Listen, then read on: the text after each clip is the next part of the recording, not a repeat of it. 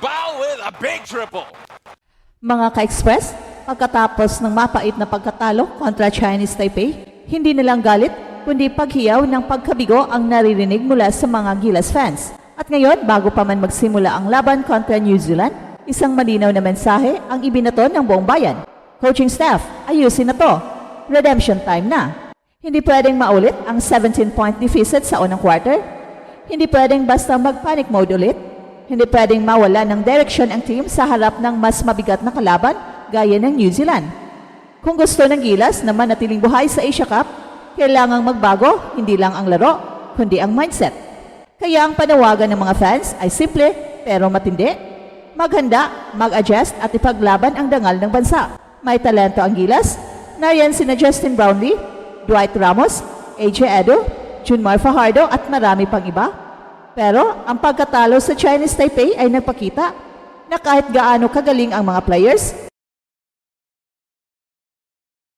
kung hindi nakalapat ang sistema, babagsak ang lahat. Ngayon, ang laban kontra New Zealand ay hindi lang para sa standings, ito ay laban para sa respeto, laban para sa tiwala, at laban para ipakitang natuto sila. Ang coaching staff ang gagabay sa direksyon nito at ang buong Pilipinas ay nakatingin. Redemption doesn't start with a buzzer, it starts with accountability. At eto na ang oras para patunayan yon. Bukas na ang isa sa pinakamahalagang laban ng Gilas Pilipinas sa FIBA Asia Cup 2025, ang rematch kontra New Zealand, ang team na ilang ulit nang sumubok at sumugat sa ating kampanya sa mga nakaraang taon. At kung may isang bagay na malinaw, eto yon, ayusin ang simula, magsimula ng matibay, huwag nang maulit ang pagkakagulat tulad ng kontra Chinese Taipei. Sa opening loss ng Gilas, agad silang na-outscore ng 27-10 sa first quarter, isang bangungot na hindi dapat mangyari. Mula ron, nahirapan na silang makabawi. Kaya bago pa man magbukas ang tip of bukas, ang pinakaunang tanong sa coaching staff, ano ang gagawin para hindi mabutas ang unang yugto ng laro? Inaasahang magiging agresibo ang New Zealand sa umpisa, malaking katawan, structured ang galaw, at matinding execution sa set plays ang haharapin ng Gilas. Kaya't dapat mas maging deliberate sa opening minutes. Hindi pwedeng basa pa lang ng depensa ang inaasikaso. Kailangan may attack mindset na agad. Dapat i-establish agad si Junmar Fajardo sa poste. Bigyan ng rhythm si Justin Brownlee at i-pressure agad ang mga guards nila gamit sina Scottie Thompson o Dwight Ramos. Sa opensa, kailangang ilabas agad ang triangle sets, hindi one-on-one plays. At sa depensa, kailangang may communication at physicality mula simula pa lang. Ang zone coverage o hybrid matchups ay pwedeng gamitin kung hindi kaya agad sabayan ang spacing ng New Zealand. Bukas sa first quarter, hindi lang score ang mahalaga, kundi ang unang mensaheng ipapadala ng Gilas, lalaban kami, handa kami, at hindi kami papayag na ulitin ang parehong pagkatalo. Hindi pwedeng hintayin pa ang second half para maghabol. Dapat simula pa lang, kita na agad ang pagbabago. Dahil kung maipanalo mo ang unang quarter, minsan doon mo na rin masisimulan ang panalo sa buong laban. Bukas ay haharap ang Gilas Pilipinas sa mas malaki, mas disiplinadong New Zealand squad. At kailangan nilang harapin ito ng walang Kai Sotto. Sa kabila ng kakulangan sa height at rim protection, nananatili ang tanong, paano mananalo ang Gilas kahit hindi kompleto ang frontline? Una sa lahat, dapat tanggapin ang realidad. Wala tayong 7'3" rim protector na kayang humarap sa mga big men ng New Zealand. So ibig sabihin, ang team defense ang magiging sandata, hindi individual matchups. Kailangang i-activate ang AJ Edo at Junmar Fajardo bilang core sa ilalim, pero mas mahalaga ang rotations, help side defense at physicality ng buong limang nasa loob. At ang susi, collective effort sa depensa at smart decision making sa opensa. Hindi pwedeng magmadali. Sa opensa, kailangan si Justin Brownlee ay makapuntos nang hindi nauubos ang kanyang energy sa early possessions.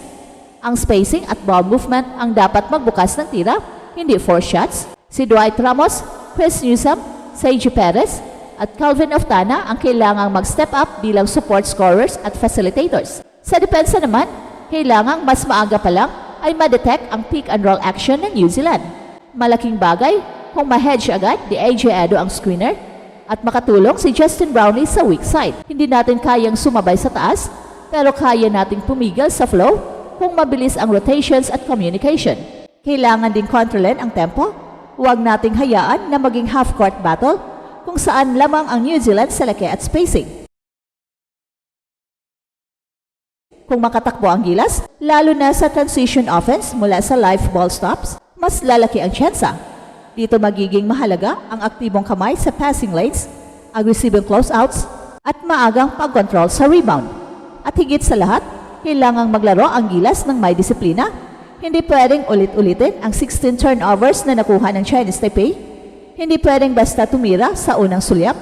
Dapat basahin ang opensa, hanapin ang open man at huwag hayaan na maubusan ng shot clock. Hindi ito magiging madali, pero kung maiiwasan ang foul trouble, makontrol ang bola at mapanatili ang defensive intensity sa loob ng 4 na quarters, mananatili ang pag-asa. Hindi kailangan kompleto para manalo. Kailangan lang ay buo ang loob, matibay ang plano at buo ang tiwala sa sistema. Bukas sa paghaharap ng Gilas Pilipinas kontra New Zealand sa FIBA Asia Cup, isang yugto ng laban ang kailangang tutukan ng husto, ang third quarter. Kung babalikan ang pagkatalo kontra Chinese Taipei, malinaw na isa sa mga pinakamalaking isyo ay ang kawalan ng composure at direksyon paglabas ng halftime. At kung may gustong marinig ang mga fans ngayon, eto yon, panahon na para managot. Hindi ito simpleng bawi lang, ito ay pagsagot sa tanong ng buong bayan. Sa coaching staff, ang hamon ay malinaw, magpakita ng tamang adjustments, timing at leadership. Hindi pwedeng umasa sa talent lang. Hindi pwedeng bigla-bigla ang substitution ng walang klarong dahilan. Hindi pwedeng ipagkibit balikat ang mga pagkukulang sa huling laro. Third quarter is where championship team resets and strike back. Kung sa Chinese Taipei ay nagdikit sana ang score, pero bumitaw muli sa second half, bukas dapat may different outcome. Kailangang may plano para ma-mismatch ang coverage, mas maayos na rotation para iwas foul trouble, at mas disciplined na execution sa opensa. Sa mga players naman, oras na para ipakita ang maturity. Si Justin Brownlee ay hindi dapat nag-iisa sa big moments.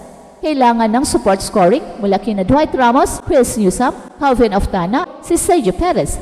Hindi lahat ng tira ay kailangang pilitin, hindi lahat ng drive ay kailangang tapusin. May mga pagkakataon na mas mahalaga ang extra pass kaysa hero ball. At higit sa lahat, huwag hayaang maulit ang 16 turnovers. Hindi ito pagkakamali ng isang tao, team failure ito. Kaya't bilang isang team, kailangang itama ito. Sa third quarter pa lang, dapat ipakita na may learning, may accountability, at may system response. The fans are watching, the critics are waiting, and the flag is still on your chest. Kung may panahon para ipakita na may direction pa ang Gilas, bukas yun sa third quarter. Hindi pwedeng tahimik lang, hindi pwedeng next game ulit. Ang message ng mga fans ay malinaw, laban kung laban, pero kung magkakamali, aminin at itama. At ito ang Express Info kung saan bawat kwento, ginulat ang mundo. Don't forget to like and subscribe.